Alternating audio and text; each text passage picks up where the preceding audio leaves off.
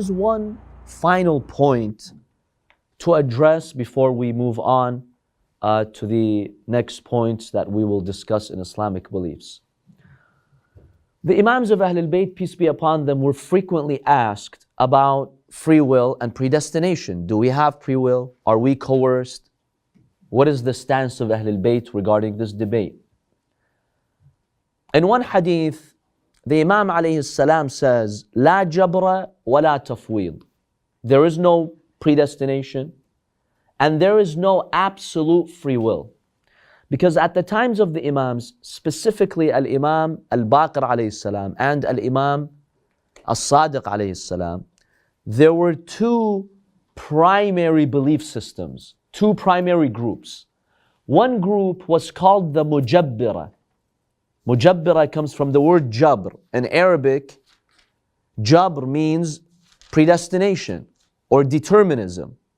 The Mujabirah believe that everything we do is the direct work of God, and we absolutely have no role in it.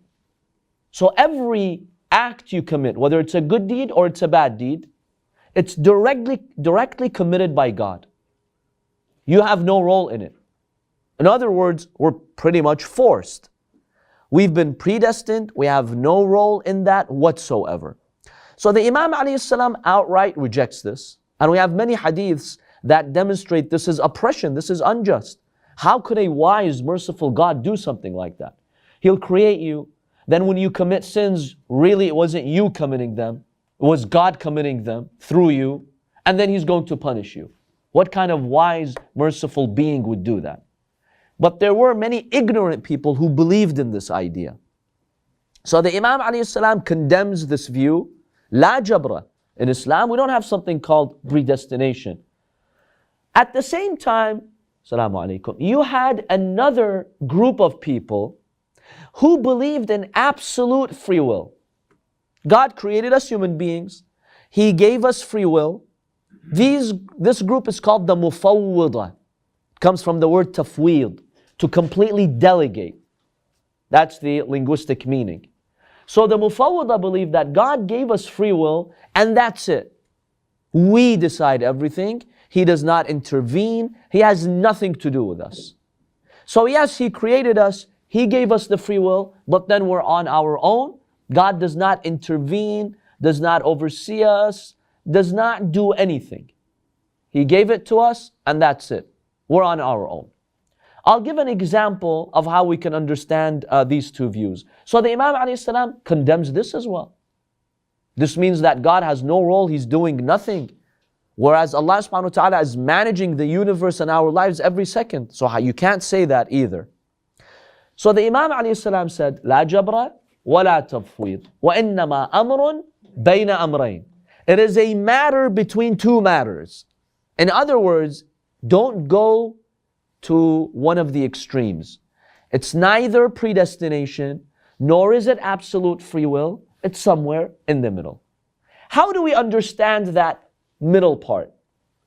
Some of our maraji and scholars have given us an interesting example. So to give the example of the people who believe in predestination, absolute predestination, imagine a person who's got Parkinson's. His hand shakes. He does not have the ability to stop his hand from shaking. It's involuntary shaking. You take a sword, you put the sword in the hand of this person who has Parkinson's. Then you bring a person and you put his head right beneath the sword. And then you leave it and you say, okay, let me see what happens. So this poor guy cannot control his hand. The sword falls and it ends up killing that person or hurting him. The poor guy had no role in it. Even if he wanted to stop the sword, he couldn't. He does not have the physical ability to stop it. Yet, we're going to punish him and we'll consider him a murderer. That's the belief of the Mujabirah. And there were many at the time of the Imams. They really believed in this. Even today, there are some Muslims who believe in this view, that everything is by the direct action of God and you absolutely have no role in it. That's unfair. So that's an example. Let's look at the example of who? of those who believe in absolute free will. So you give a sword to somebody, and then he's out of your control. That's it. He can go do whatever he wants, whenever he wants. You'll never get involved. You do not stop it. You have no role whatsoever. You go, you do your thing, and you're sleeping. You don't even know what's going on. That's also unacceptable, because there are clear verses in the Holy Quran that Allah subhanahu wa ta'ala is with us every second. وَهُوَ مَعَكُمْ أَيْنَمَا كُنْتُمْ. Everything you do is by the will of God, by the permission of God. So that's not the case. So what's the correct example? One scholar mentions this example. He's like, imagine this person, right, who's paralyzed, let's say, cannot move his arms, his muscles aren't working, his nervous system is not working. So basically what you do, you get a device, an electrical device. Let's say one day science can achieve this. You've got a medical equipment, you hook it up to this person's arm, and then it generates a current. Somehow it brings, the muscles back to life. It gives him back his nervous system. So now he can move. But that device is in your hands. Tell him, okay, go now. Do whatever you want. I'm watching you. I'm testing you. Now this person is acting on his own free will, but the device is in your hand. The second you stop it, the person stops. He's paralyzed. Or you can decide to continue. So anytime you can intervene, you can intervene. Now, if you examine this case carefully, you see that there are actually two actors. An indirect actor and a direct actor. The direct actor is who? The guy, the person. Out of his own will, he's going to move, get up, grab a sword, do whatever he wants. But you, who's controlling the device, and you can stop at any moment, you're the indirect actor. Why? Because you gave him that power. He was paralyzed. You generated the current, so you gave life to his muscles, and because of that, he can move. Had it not been for that, he could not move. And at any time, you can just stop it. If you see him grab a sword and he wants to kill a person, if you see fit, you know what? I don't want him to do that. Just stop the device. He can't do anything. Or you want him to continue? Let him continue. So you are also an actor in this experiment, but you're an indirect actor. Scholars have said this amrun bayna amrayn that the Imam is talking about, this matter between two matters, that middle ground is this. Allah subhanahu wa ta'ala enabled you. He gave you life. He gave you the power. Everything's with His permission. You do have free will, but Allah subhanahu wa ta'ala at every second He's managing your life. If He wants, He can stop you. He can put obstacles in your way. He could remove obstacles. He could guide you to certain things. He could misguide you. So you're the direct actor. When you commit a sin, you're the one who committed it. God allowed you to commit it. He did not force you to commit it.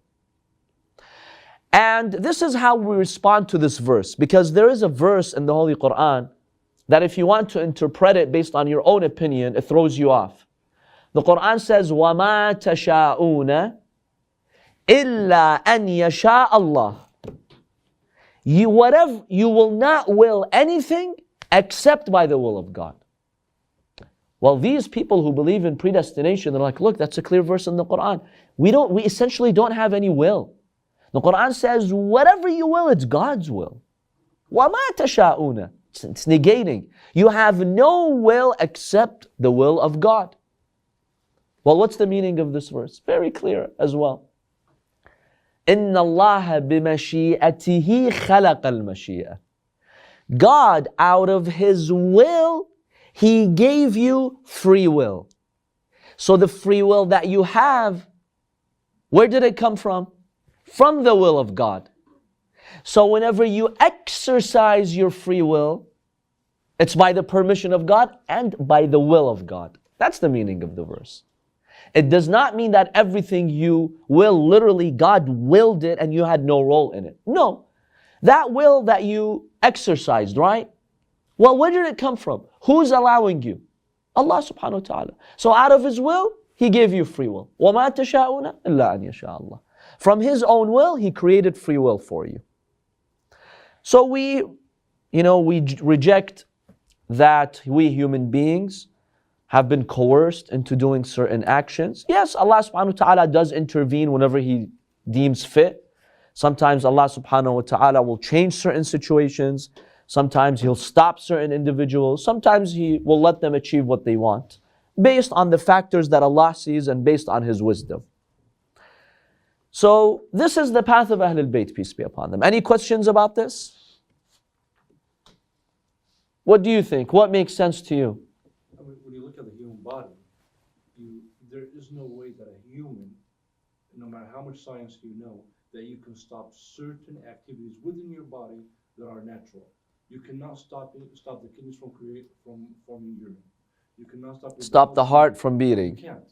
Right. So there is something so there's a being or physics controlling that. And when you look in detail the anatomy and physiology, there is no way that somebody says, no, I have control over everything. So of course, that's another very important aspect of it. There are many factors which God decided for you. You didn't decide. For example, did any of you choose your parents? Who chose his parents here or her parents? These are factors decided by God. Did you choose how you look? Your skin color, the color of your eye, the features and the characteristics of your body, what region you were born in, the family you were born into. These are factors that really impact us. These were decided by Allah subhanahu wa ta'ala. Yes, there are many things that Allah does control, but your free will, your exercise of your free will, when you make a decision, is God making the decision on your behalf, then holding you responsible? Or God created factors, He put you in factors. And oftentimes you cannot get yourself out of these factors. But in the end, when you make a decision, who's making that decision? You, not Allah subhanahu wa ta'ala. Like what you're saying, I know this is probably a bad example, but it's like, going to a buffet. You have like 100 different choices, but you choose whatever you want to do. But I mean, somebody made the buffet, all those choices. That's a good example. Let's say somebody comes by force, right? And puts you in a restaurant. And you can't do anything about that. You can't get yourself out. It's like, look, you see there's 50 types of foods before you. Choose one. Now, you didn't choose what type of foods are going to be presented there. You did not choose which restaurant you were taken to. Many factors were predetermined for you. But at the end of the day, that choice of which of these 50 I'm going to choose goes back to you, not the one who brought you there. At the end of the day, you're going to choose that food. And that's what really counts, because Allah will not hold you accountable to those factors that He determined for you.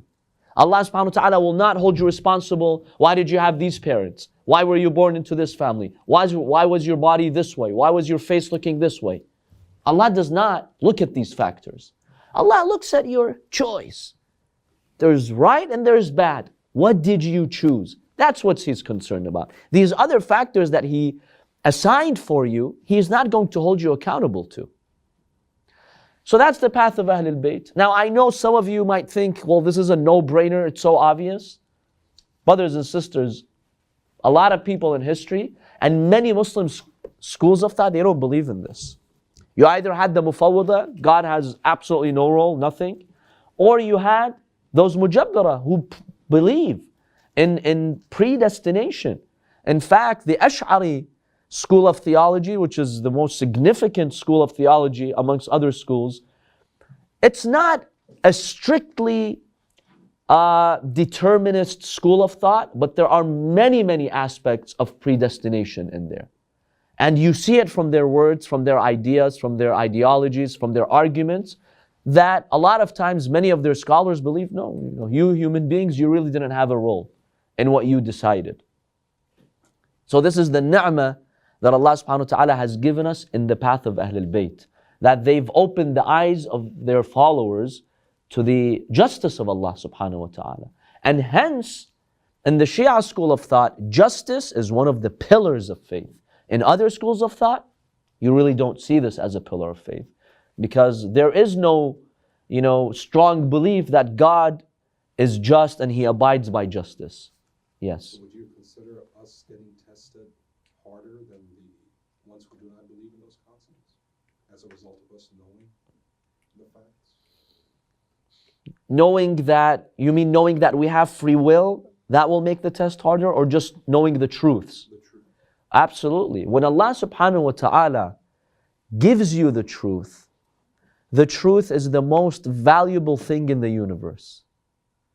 In return, God's expectations are higher.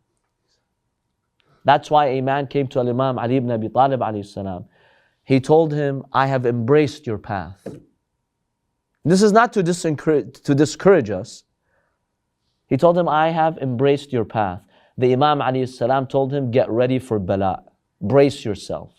Brace yourself for trials, for tests. Because now that you found the right path, that high value comes with a cost. Right? You have to earn it. You have to show that you're worthy of God giving you the truth. So brace yourself. Absolutely. That's why historically, the trials and tribulations of the followers of Ahlulbayt have been very, very intense.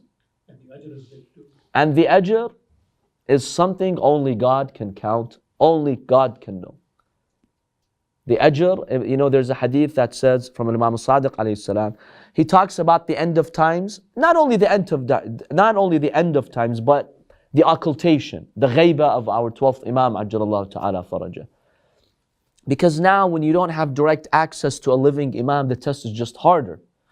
So the Imam says, the people of the ghaibah who stay firm on the path of truth, they are أفضل أهل كل زمان. They are the best people compared to the history of humankind.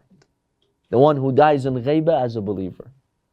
Better than the people of Prophet Adam, Nuh, Ibrahim, Musa alayhi salam, even the Prophet sallallahu alayhi wa alayhi. Why? Because the companions, yes, there were many great companions, we cannot even come near the dust of their feet. However, they saw miracles. They saw the greatest messenger of God performing miracles, Quran coming down every day, and the Prophet had many miracles. They saw that. Well, when you see that, it's easier to believe. But those of us, once Muslims have narrated this hadith, once the Prophet ﷺ was talking to his companions, then he addressed his brothers. He said, Salam to ikhwani. They told him, Ya Rasulullah, you mean us? He told them, no, you are ashabi, you're my companions. They told him, then who's your brothers? He says, those who will come later in history. They will hear about me, without seeing my miracles, without living my miracles, they'll believe in me. Those are my brothers. Yes, it has a great value. And the test is definitely hard. So with that, we end the discussion on the second pillar of faith, which is al-adl, and the justice of Allah subhanahu wa ta'ala, rational goodness, rational evil, and all of the important discussions that flow. Now there are many, many angles to be covered, which, we either had to condense or skip, for the sake of this course and the scope of this course. But there are a lot of discussions on the justice of Allah subhanahu wa ta'ala.